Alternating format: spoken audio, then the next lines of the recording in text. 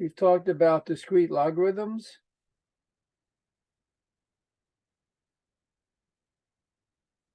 The Diffie-Hellman key exchange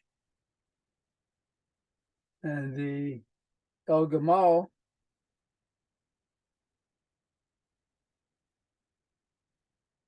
public key crypto system. And these use a little bit of number theory. And we're going to need, in addition, some group theory. And that's what I'm going to talk about first today.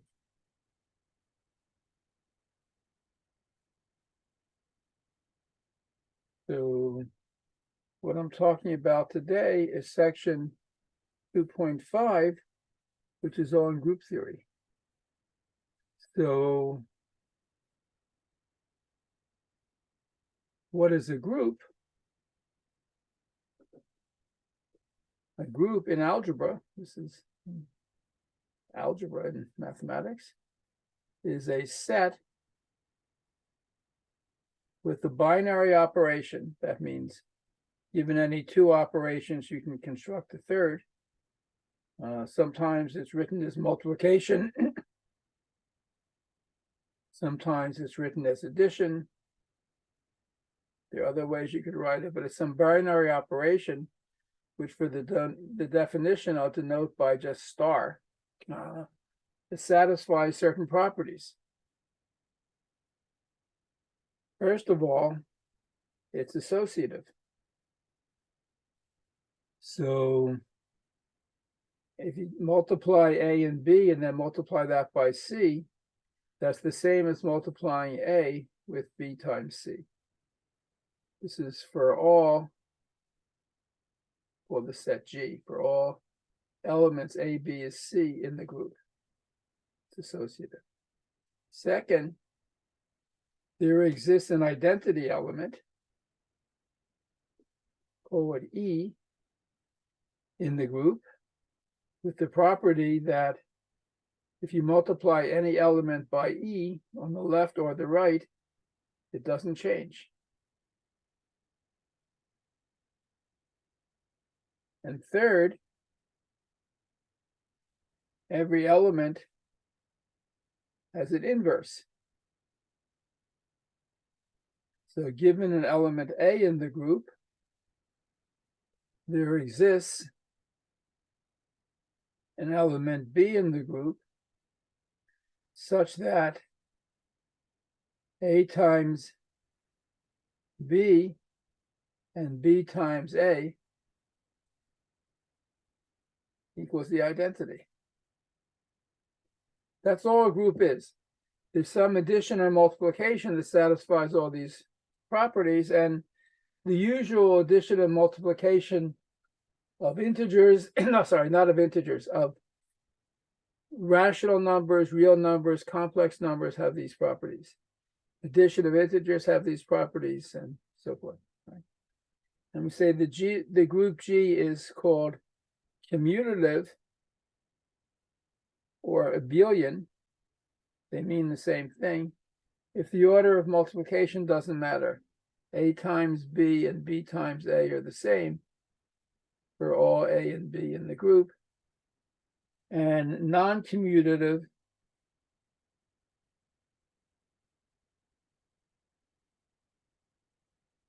or non-abelian otherwise.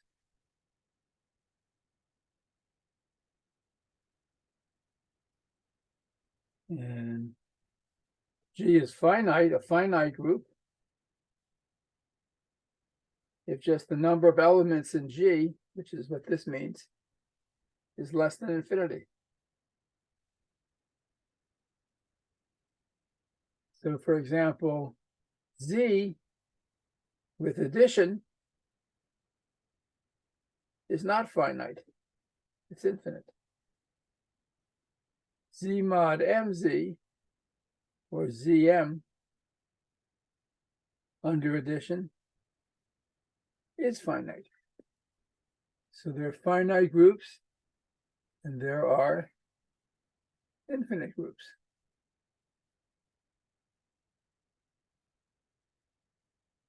Okay. The most important non-abelian group might be a group G, which is sometimes written GL2R, which is the 2x2 matrices A, B, C, D with determinant AD minus BC different from 0. And you should know how to multiply determinants. Okay. This is a multiplicative group. We're not adding these. We're multiplying them. AE plus BG, AF plus BH, CE plus DG, CF plus DH. This is how you multiply a pair of 2x2 matrices. And you can't say you've never seen it because now you see it. But if you haven't done much matrix multiplication, you should, because you shouldn't be taking a course advanced as cryptography without knowing a lot about these 2x2 matrices.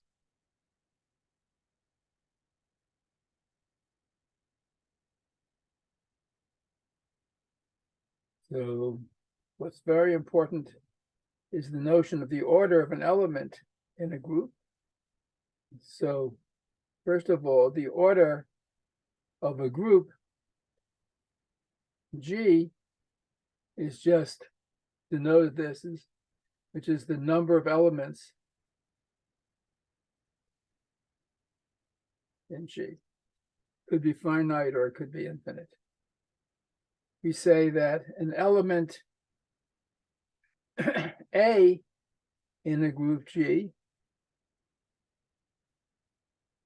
has order D if A to the power D is the identity,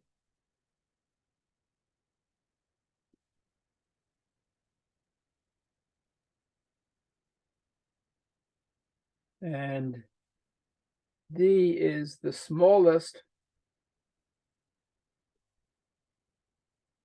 positive integer with this property.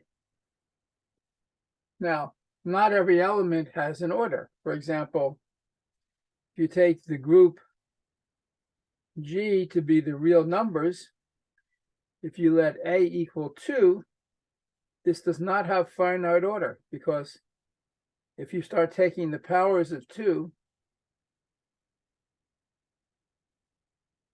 they go to infinity. So 2 to the D is never equal to 1 for all positive integers D. So 2 has no finite order. You might say 2 has infinite order in the group R. Of course, you might take the multiplicative group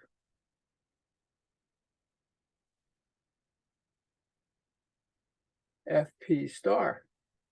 So this is for a prime number P. So this is the numbers 1, 2, 3 up to P minus 1, where multiplication is multiplication mod P. So for example, if you take 2 in F7 star, you have 2 is equal to 2. 2 squared is 4.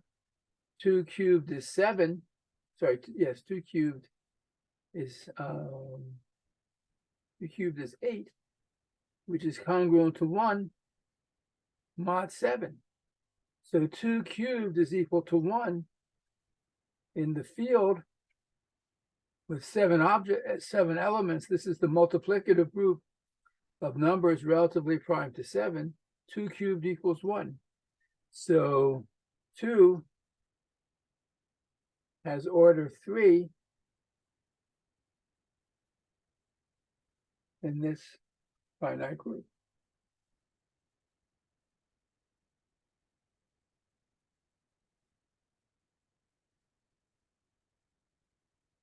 And there's a very important proposition about finite groups. This is 213 in the text. Professor, Yes. is there any zero, like a zero doesn't count in this field? 2 to the power 0 is 1. No, so this was the definition. An element A has order D if D is the smallest positive integer. 0 Okay. is not positive. Okay. And anything raised to the power 0 is 1, so that would be kind of trivial and sort of irrelevant here. Right. Thank you. So that G be a finite group, every element of G has finite order, and if A in G has order D, and also if A to the K is equal to the identity, then D divides K. By the way, what is the order of the identity? So E to the first power is E. So the identity always has order 1. And it's the only element that has order 1. But why does every element in a group have finite order? So let A be in the group. Consider the sequence A squared, A cubed, A to the 4th, A to the 5th, A to the 6th, and so on. These are elements in the group, because the group is closed under multiplication. But the group is finite, and this is an infinite sequence. So these elements cannot all be distinct. So these are not distinct. They can't all be different, or then the group would have infinitely many elements in it, and it's a finite group. So there exist integers I and j, positive integers, such that a to the I equals a to the j.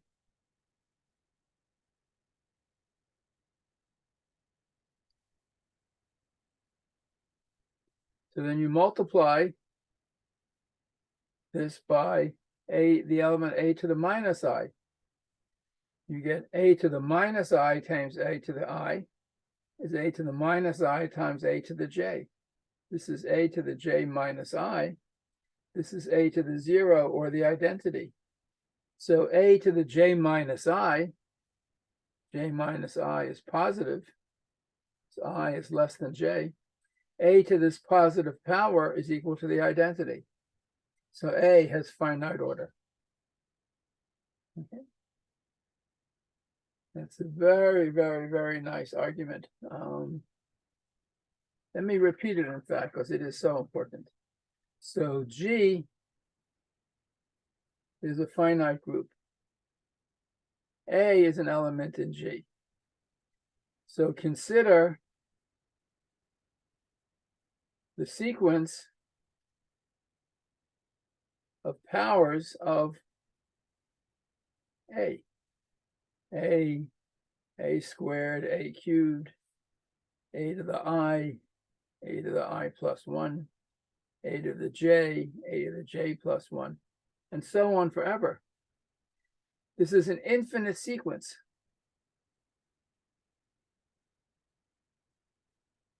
So they cannot all be distinct. So two of them have to be equal. So therefore, for some I less than j, we have a to the I equals a to the j, right? Two terms in this sequence have to be equal. And if we let k be equal to j minus I, that's a positive integer.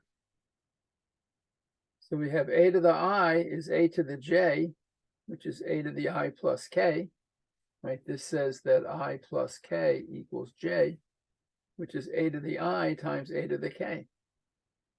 So if you multiply by, every element has an inverse, you multiply by a to the I inverse,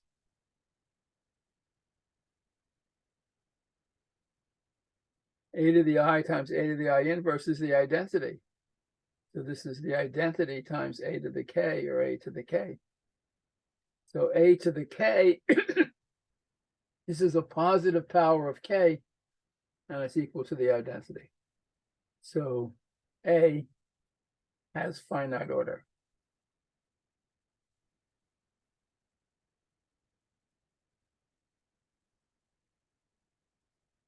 Suppose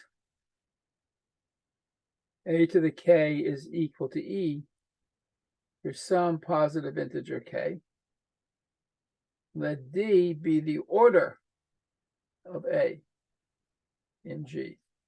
So a to the d is also equal to e, and d is the smallest positive integer with this property. Of course, if a to the d is equal to e, then a to the dq, which is a to the d to the power q, is just the identity raised to the power q, which is the identity. So if d is the order of a, then every multiple of d satisfies this property that a to that power is equal to e.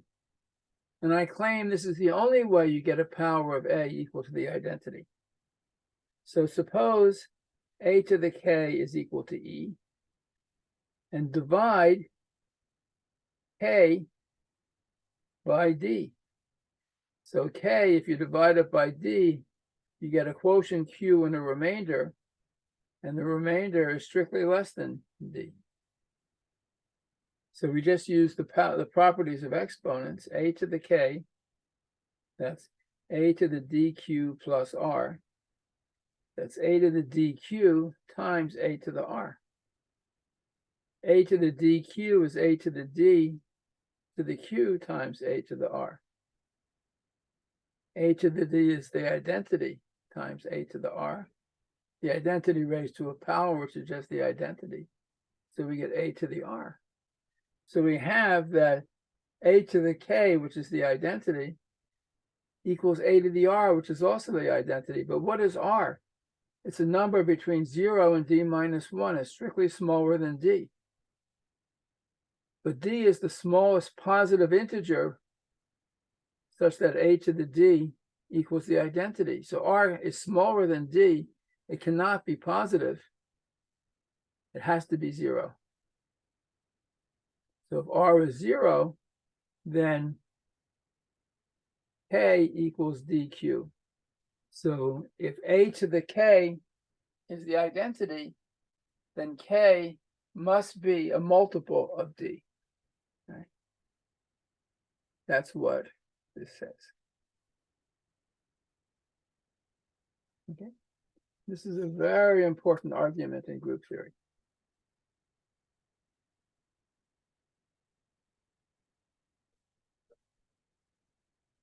And very closely related to this is another fundamental result in group theory, which in the text is proposition 214, and it's a theorem called Lagrange's theorem,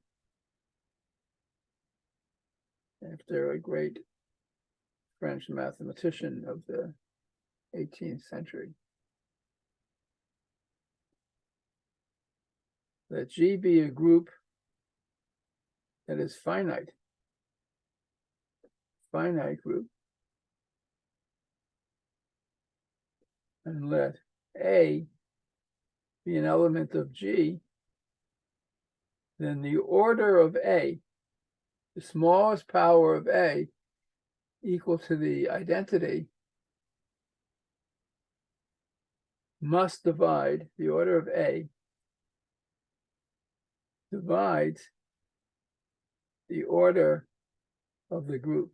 That is, if A to the D is the identity, and that's the smallest positive number, and the order of the group is n, then D divides n.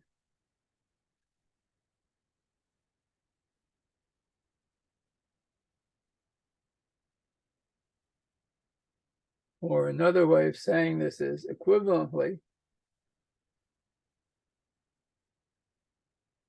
if the order of G is n and A is in G, then A to the power n is the identity. And if A to the power n is the identity, the order of A must divide n by the previous result. So A to the n equals the identity, and so D divides n. A has order D.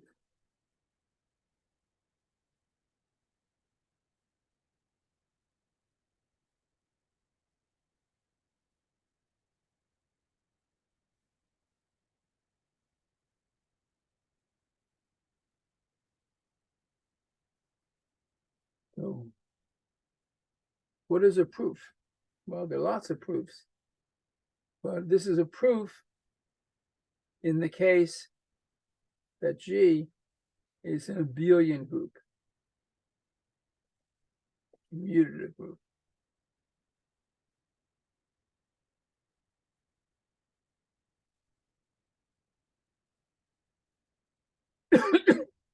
So G is finite. So suppose G consists of the n elements G1, G2, G3 up to G sub n. So consider the set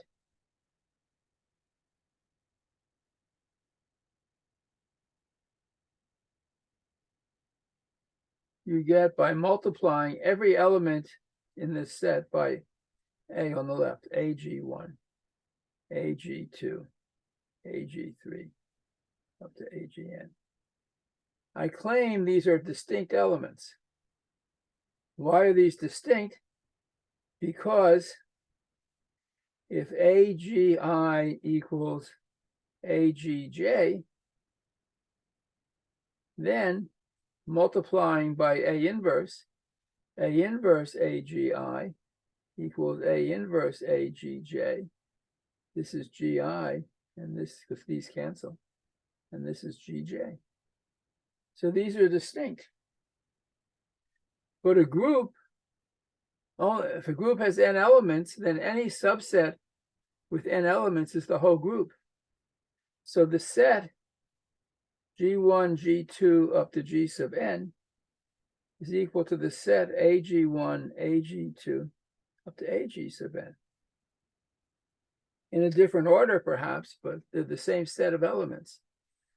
So if you multiply all these together, G1, G2 up to Gn, because the multiplication is abelian, this is AG1, AG2 up to AGN. If you factor out the A's, again, because multiplication in the group is abelian, you have n factors of A, G1, G2 up to Gn. So this element times A to the n is the same element. If you multiply by the inverse of this, you get A to the n equals the identity. And that's exactly what we needed to prove.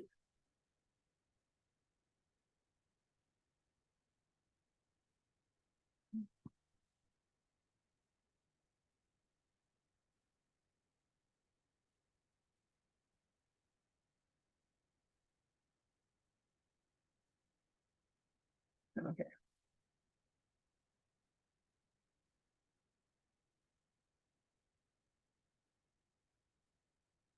We also need, someone mentioned this yesterday, something called the Chinese remainder theorem.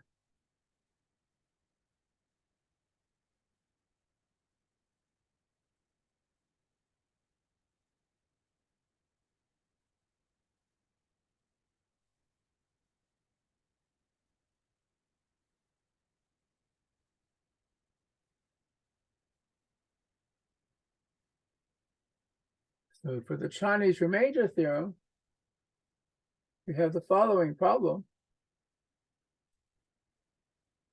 Suppose you have two congruences, x congruent to A mod M and x congruent to B mod N. And you want to find an x that solves both congruences. The M and N are, this is M, this is N.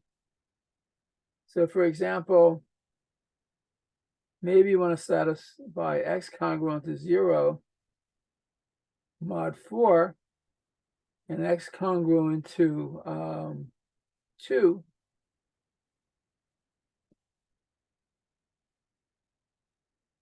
mod 5.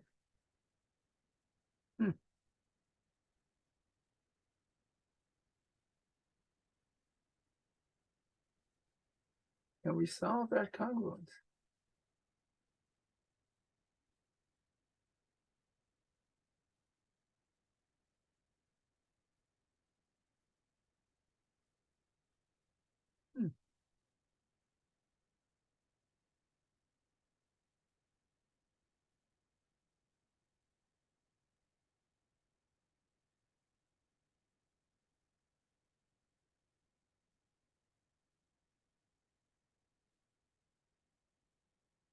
Actually, we can. For example, you could let x equal to 32, because 32 is congruent to 0 mod 4. 4 divides 32, and 32 is congruent to 2 mod 5. Or you could take even 12. That'd be a smaller number. 12 minus 0 is 12, is 4 times 3. 12 minus 2 is 10, is 5 times 2. So this is, you can solve these two congruences for these two moduli. Suppose I want to solve x congruent to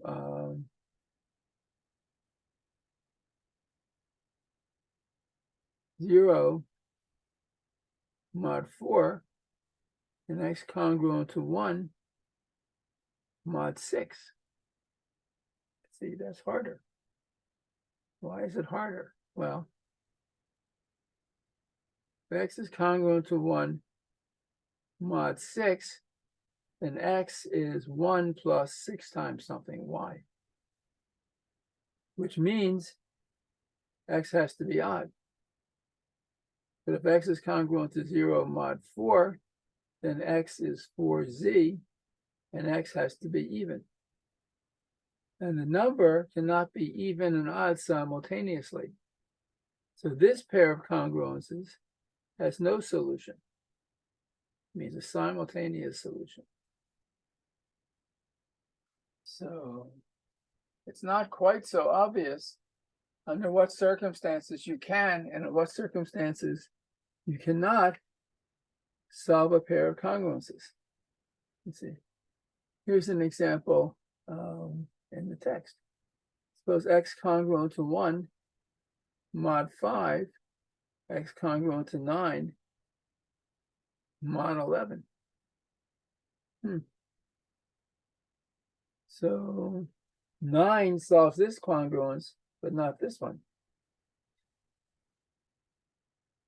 20 solves this congruence, but not this. How might we try to solve this congruence? Well, if x is congruent to 1 mod 5, then x is 1 plus 5y for some y. So to say x is congruent to 9 mod 10 is the same as saying 1 plus 5y. There has to be a y such that I'm just substituting 1 plus 5y for x. 1 plus 5y is congruent to 9 mod 10, which says 5y is congruent to 8 mod 10.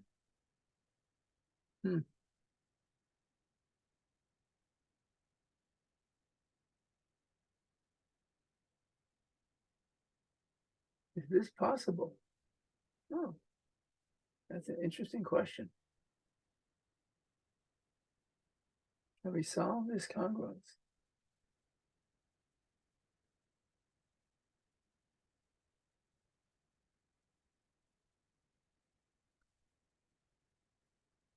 If we could solve this congruence, then 5y minus 8 would be divisible by 10. Or another way of saying this is 5y minus 10z is equal to 8. But this is a multiple of 5. This is 5 times y minus 2z. So it means 8 is divisible by 5, and this is impossible. Because 5 does not divide 8.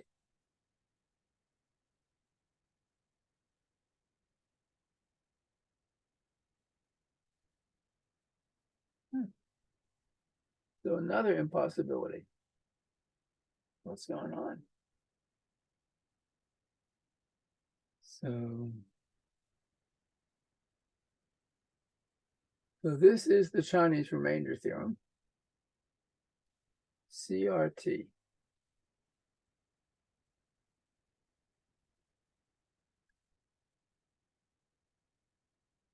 Let me state it first for two congruences. So the pair of congruences, X congruent to A mod M and X congruent to B mod N, has a simultaneous solution. Simultaneous solution if and only if A is congruent to B modulo the greatest common divisor of M and N.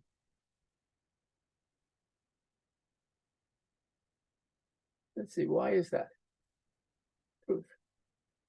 So X congruent to A mod M means X is A plus MY for some Y.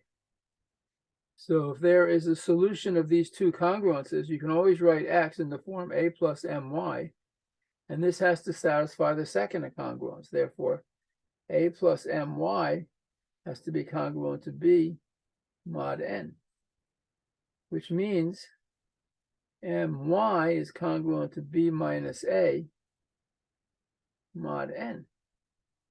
And a linear congruence like this has a solution. So this is solvable if and only if, well, what does this mean? My is B minus A plus NZ, or B minus A is My minus NZ, which means, but My minus NZ, this is a multiple of the greatest common divisor of M and N. So if B minus A, so if there's a solution, B minus A is a multiple of the greatest common divisor. And conversely, if B minus A can be written in this form, B minus A is a multiple of the greatest common divisor. So for two congruences, we have this result. And a special case of this is the following. If the greatest common divisor, the GCD, M and N is 1, then 1 divides every number. So then A congruent to an X congruent to A mod M, X congruent to B mod N, always has a solution.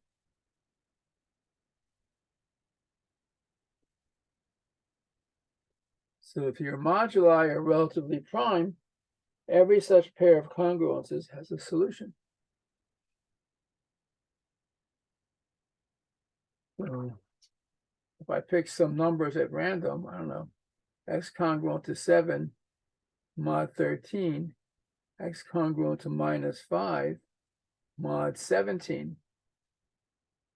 The GCD of 13 and 17 is 1. So a solution must exist. How do we find it? So the first equation says x must be of the form 7 plus 13y. And that is going to be congruent to -5 mod 17, which means 13y is congruent to -5 minus 7, which is -12, which is the same as +5 mod 17. So we have to solve the congruence 13y congruent to 5 mod 17. And 13 and 17 are relatively prime. So this will have a solution. How do we find a solution? So let's see. The GCD is supposed to be try to write 1, which is the GCD of 13 and 17, as some linear combination 13u plus 17v. How can we do this? Well, one way is always to use the Euclidean algorithm, right? 17 is 13 times 1 plus the remainder of 4. 13 is 4 times 3 with the remainder of 1. So 1, which is 13 minus 4 times 3, is 13 minus, what is 4? 17 minus 13 times 3. So this is 13 times 3 plus 3, 4 times 13 minus 3 times 17. 1 is equal to that. So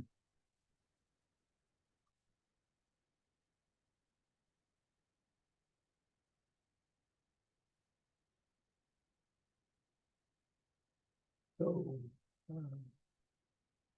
5, if I multiply this by 5, 5 is equal to 20 times 13 minus 15 times 17, where 20 times 13 is congruent to 5 mod 17, or if I want a smaller number, 3, 20 is the same as 3 mod 17.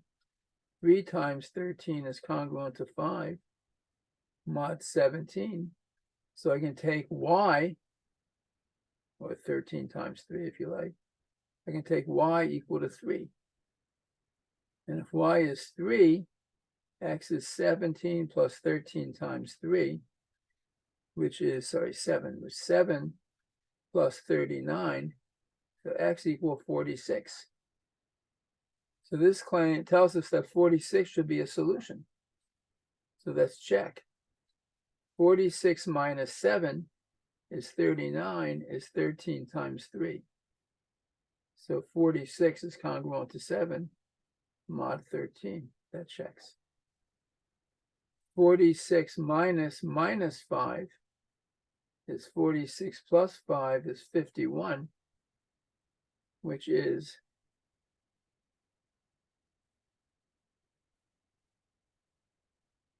17 times 3.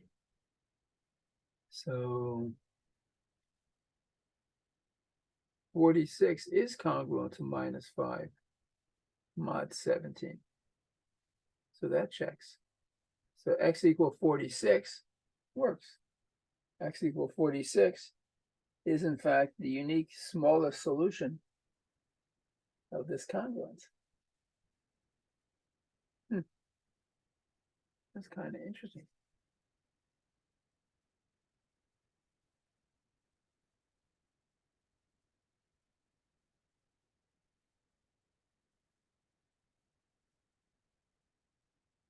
And the more general form, which is the form stated in the text, theorem 225.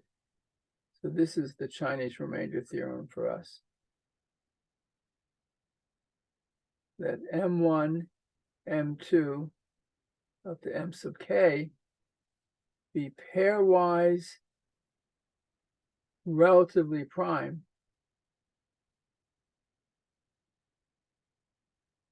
positive integers.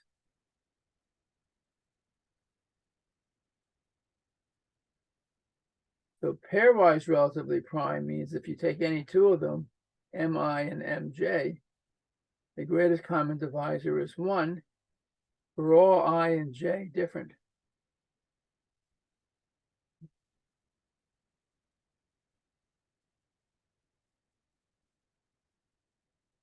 That A1, A2 up to A sub k be arbitrary integers. Then the system of congruences, x congruent to A1 mod M1, x congruent to A2 mod M2 down to x congruent to A sub k mod M sub k. So this is a system of k congruences has a simultaneous solution.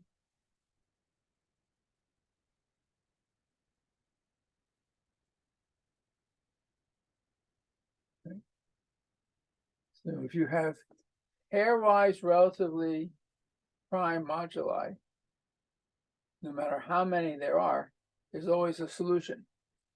Moreover, if you have two solutions, if C and C prime are solutions, then C prime is congruent to C modulo the product of all these moduli.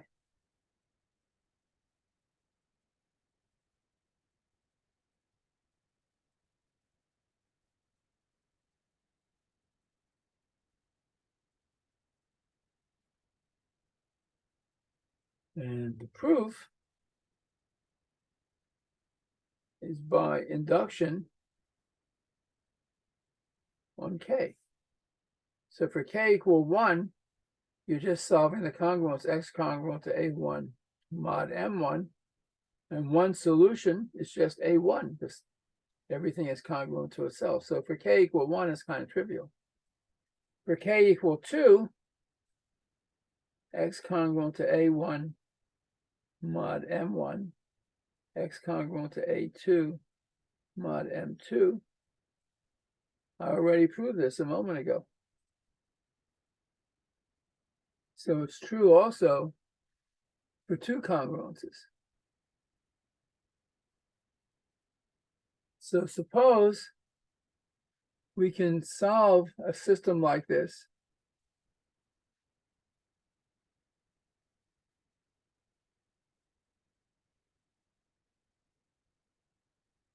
for, suppose we can solve, so fix some k, at least 2. Suppose we can always solve these congruences, x congruent to A1 mod M1 down to x congruent to A sub k mod M sub k. And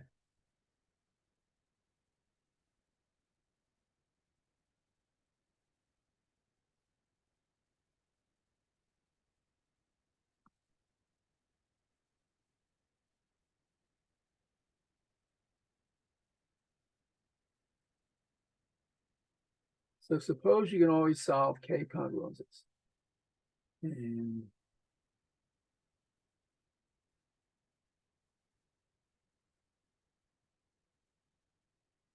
let C be a solution of the k congruences. Then every solution is of the form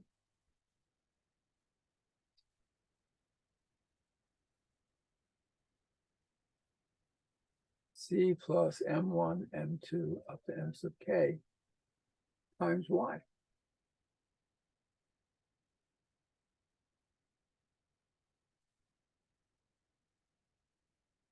But we also want to solve the last congruence.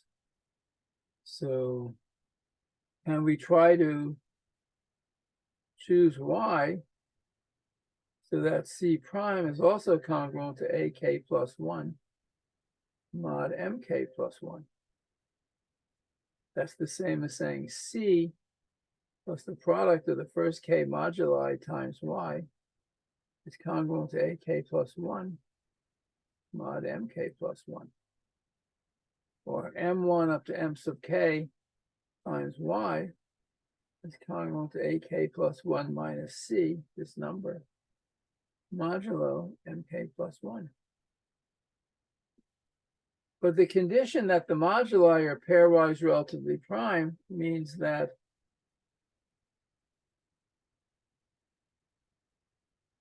the GCD of the product of M1 up to M sub K and M sub K plus 1 is 1. So this is reduced now to the case of just one linear congruence.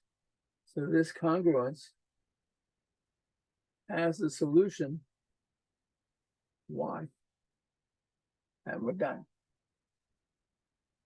I mean, officially we are done because I really did just prove the theorem. But as is often the case, it takes a lot of thinking time to work through the proof line by line, word for word, and make sure that it's okay.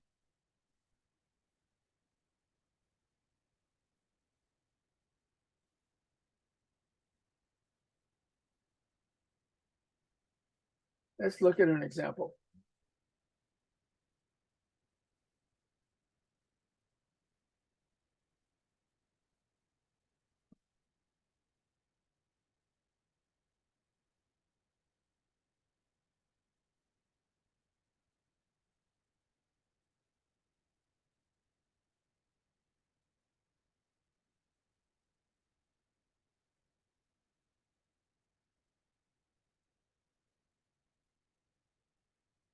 So let's look at an example. This is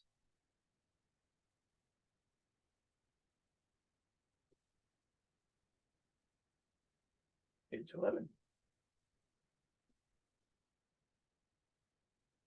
Suppose we want to solve the system of congruences X congruent to 2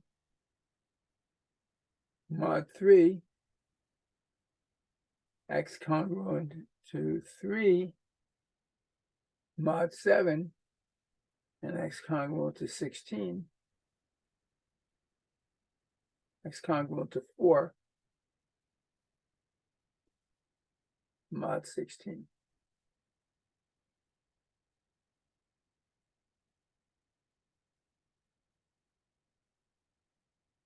So first, let's check the condition that the moduli are pairwise relatively prime. The greatest common divisor of the modulus 3 and 7 is equal to 1. The greatest common divisor of the moduli 3 and 16 is also equal to 1. And the greatest common divisor of the moduli 7 and 16 is equal to 1. So all pairs of these divisors are relatively prime. So the moduli 3, 7, 16 are pairwise relatively prime. So let's try to solve the congruences, and the result should be also that the solution is unique. There's a unique solution modulo the product 3 times 17 times 16, which is 21 times 16, which is 326. Well, 336. So let's take the first congruence. If X is congruent to 2 mod 3, then X is 2 plus 3Y for some Y. Now we want this x also to be congruent to 3 mod 7. We want this congruent to 3 mod 7, which is the same as the 2 plus 3y is 3, 3y is 1. 3y congruent to 1 mod 7. And the unique solution of this congruence is y is congruent to 5 mod 7. Because 3 times 5 is 15, minus 1 is 14, is divisible by 7. So if y is 5 mod 7, then y is a number of the form 5 plus 7z. Okay. And if y is 5 plus 7z, then x, which is equal to 2 plus 3y, is 2 plus 3 times 5 plus 7z. That's 2 plus 15 plus 21z, or 17 plus 21z. So x is going to be a number of the form 17 plus 21z. And x, which is 17 plus 21z, has to be congruent to 4 mod 16. So subtracting 17 from both sides, you get x plus, you get 21z is congruent to 4 minus 17, or minus 13 mod 16. Now you can check 21 is congruent to 5 mod 16, and minus 13 is congruent to 3 mod 16. So this congruence is equivalent to 5z congruent to 3 mod 16.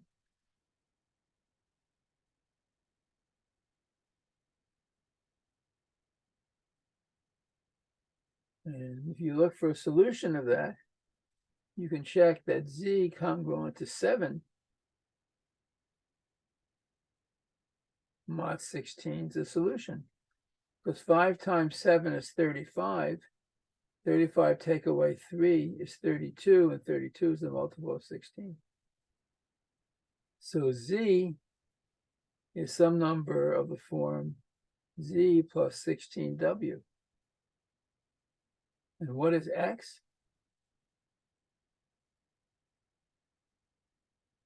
X is 17 plus 21z. So x is 17 plus 21z, which is 7 plus 16w. So 21z is 21 times 7 is 147, plus 21 times 16, which is 336. So this is 21 and 17 and 147 is 164, I think. 164 plus 336w. So one solution should be 164. And it would be nice if that were correct. I think it is. So let's just check. 164 minus 2 is 162. If you divide that by 3, you get 54, I believe. So 164 is congruent to 2 mod 3.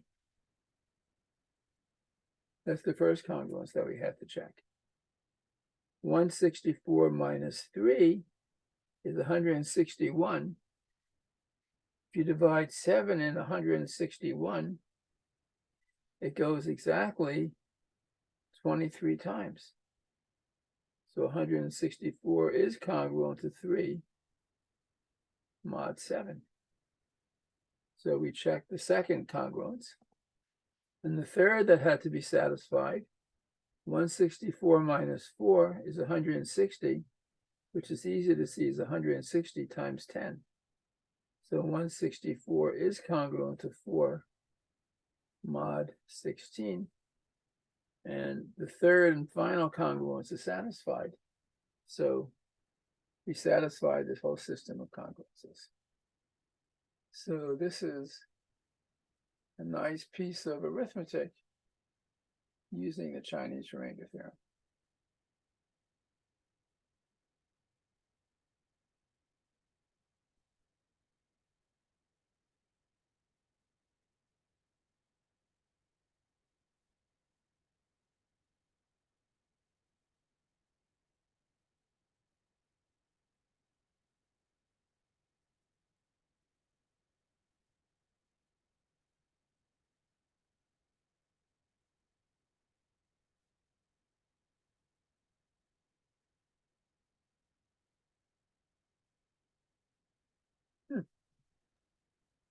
Professor, so how do you know how many solutions are there? So there's a unique solution modulo. There are infinitely many solutions. Right? So for any number W, 164 plus 336W is a solution. So in the case W equals 0, you get 164. If you, in the case W equals 1, you get 200. Sorry, you get 500 is the solution. So, So we have to go up to like 15, like 16 is the max modulo. We have to go up to 16 to check all W. well, you're looking for solutions for these three congruences. So you have to check all three congruences. Yes, max is 16, right? So we have to go up to 15, W equal 15. Oh, no. No, you don't have to check for different W at all. Okay. You don't have to do that.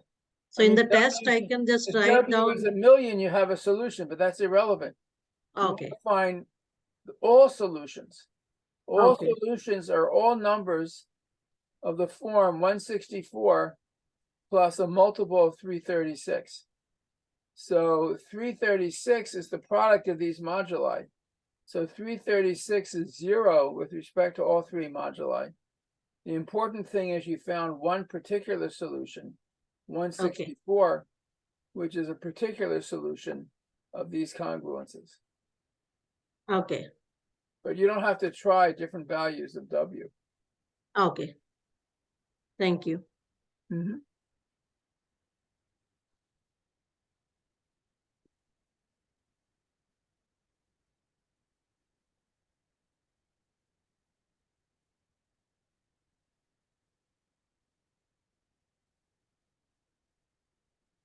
Let's see.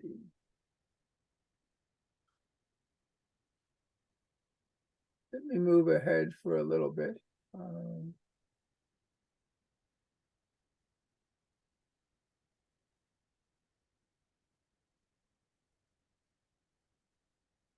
So I defined a group, which is a set with one binary operation. In algebra, there's often something called a ring. A ring R is a set with two different binary operations, usually written as one of them is addition and one of them is multiplication.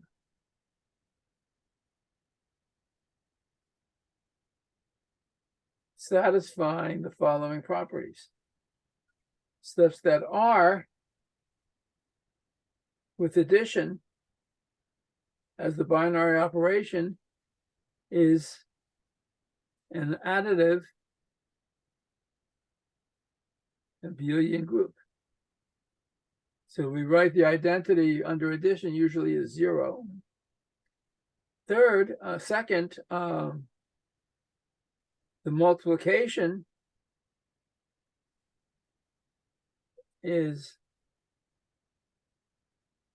associative, and there exists an element 1, a multiplicative identity,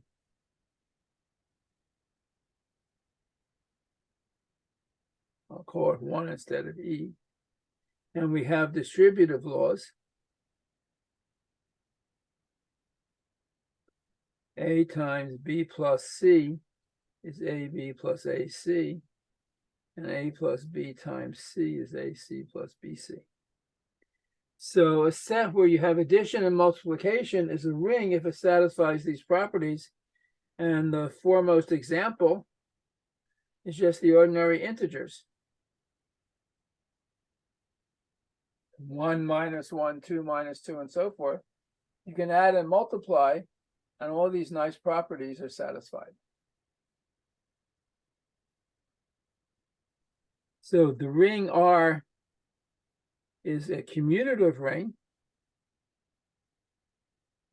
if AB equals BA for all elements A and B in the ring.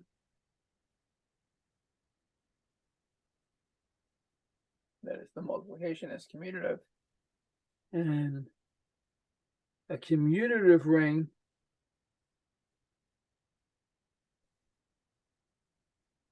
R is called a field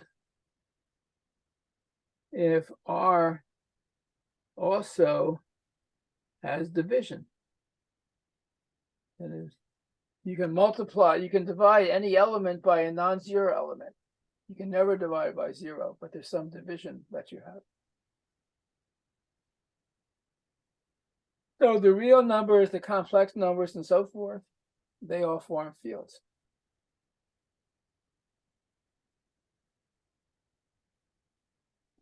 Zm, the congruence classes mod M, is a ring. In particular, Zp, where P is prime, is always a field.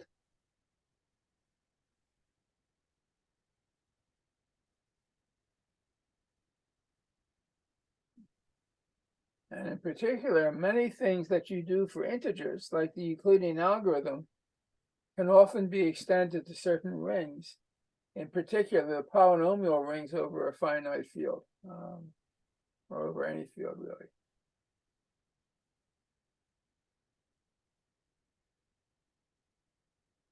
Oh.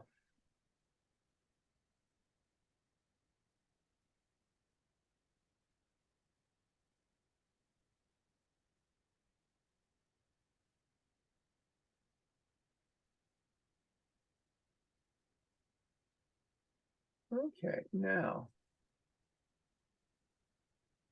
do I have enough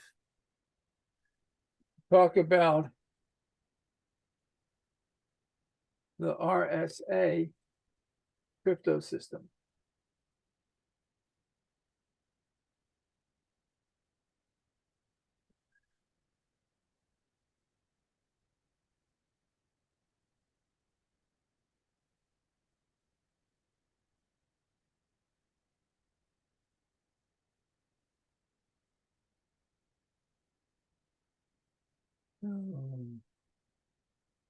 Let's see, let's go back to congruences. And now I'm actually discussing some material in chapter 3.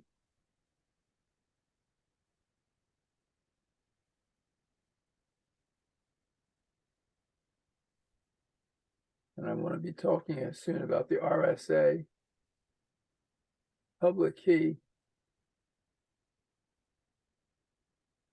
crypto system.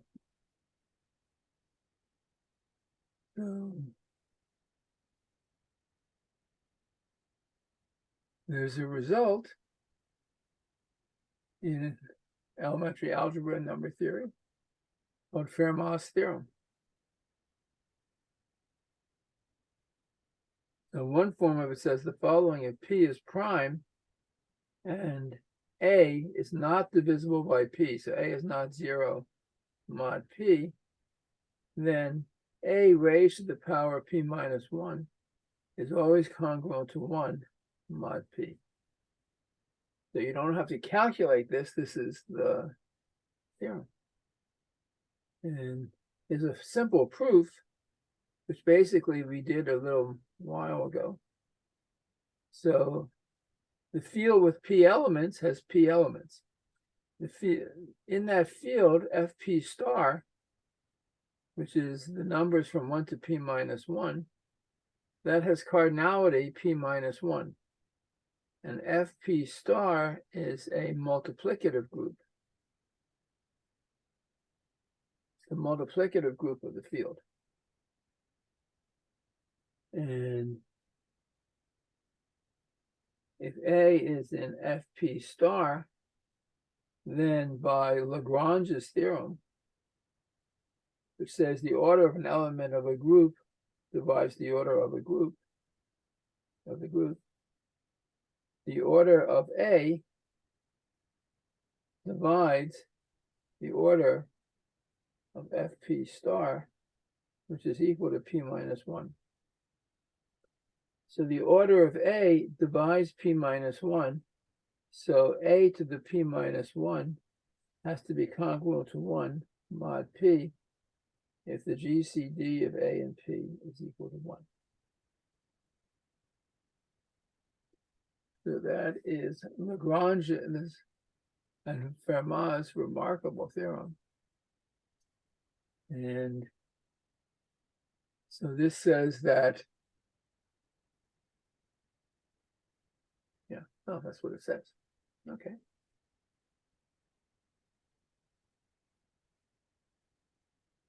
That's Euler's theorem for modulus P. Suppose P and Q are distinct primes, and we let G be the greatest common divisor of P minus 1 and Q minus 1. Of course, if P and Q are odd, P minus 1 and Q minus 1 are both even. So this G is an even number. G is divisible by 2. So the theorem says, this is Euler's theorem for PQ, A to the power of P minus 1, Q minus 1 over 2, over G, this greatest common divisor, is congruent to 1 mod PQ.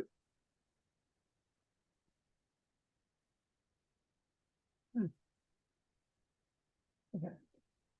All right, so the proof of this is a little bit more complicated than I want to do right now. And I think I will put that off for tomorrow. That's really all I should be doing today. Let me remind you, we have a office hour at 7 p.m. tonight. Happy to answer any questions you might have. Don't forget, the midterm exam is on Thursday, 11 o'clock. I'll actually have it posted on Blackboard at least 15 minutes or so before 11. So you'll be able to start a little bit early. Open book exam, you're welcome to use your book. You can use a computer, a calculator. That's all fine. Yeah. Anything else? Okay. I'll be back at 11 o'clock tomorrow. Professor, I have a question before you go. Go ahead. How many questions will be on the test? 5 or 6 or 7. But Okay. there's usually some extra credit. Okay. It's not going to be long. No, just making sure, because when I was doing the homework, like it takes forever just to do it. Yeah, absolutely. That's right. That's one reason why it's not going to be, why there are not going to be too many questions. Okay. Thank Anything else? you. No. Anyone else? No. Okay. All right. Bye all. Enjoy the day. Thank you. Bye. Thank you.